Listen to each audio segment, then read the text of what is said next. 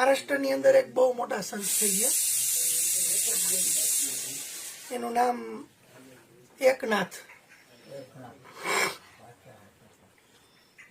આ એકનાથ ના ઘણા બધા શિષ્યો ને ઘણા બધા એના સેવકો હતા.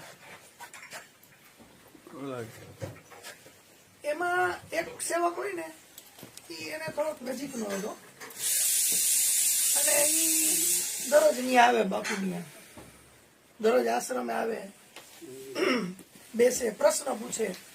આપણે કેમ અહીંયા બધા આવે એ બાપુને પ્રશ્ન પૂછતા હોય, વાતચીત કરતા હોય,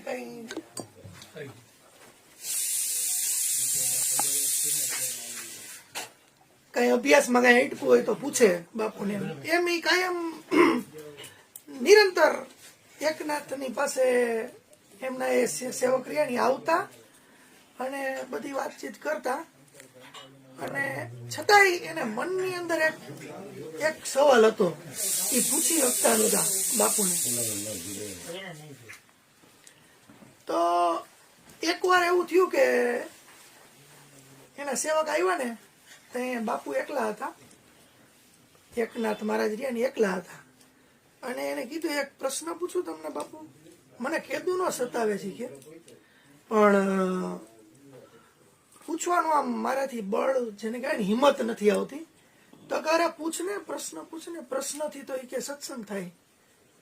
પ્રશ્ન પૂછતું તારે કઈ વાંધો નહીં, મને કઈ એવું નથી. પણ બાપુ છતાં એમ કે મને થોડોક સંકોચ થાય કે, કઈ વાંધો નહીં, તો સંકોચ વિના પૂછી લે. તો એના સેવક રહ્યા એની યારે જાજો ટાઈમ કાઢેલા. એને પ્રશ્ન પૂછ્યો કે બાપુ, આમ મોઢાથી તો તમારી શરીર જે રહ્યું ને એની રચનાથી, તમારા હાવભાવથી તો તમે એકદમ સાત્વિક છો. એ કે કરુણાની મૂર્તિ છો, પ્રેમની મૂર્તિ છો, એકદમ દયાવાન છો. એ કે તમે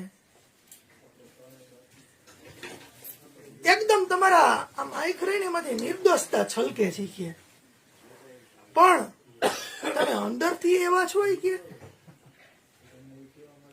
તમે અંદરથી એવા છો બાપુ? એ કે ઈ મારે જાણવું હતું. તમને આમ અંદરથી કઈ ભાવ એવો થાય કે લોભ વૃત્તિ થાય, કઈ તમને અંદરથી કામ વૃત્તિ કઈ થાય છે? તમને અંદરથી કઈ કોઈ વસ્તુ કે વ્યક્તિ વિશેષ પ્રત્યે કોઈ આસક્તિ ખરી?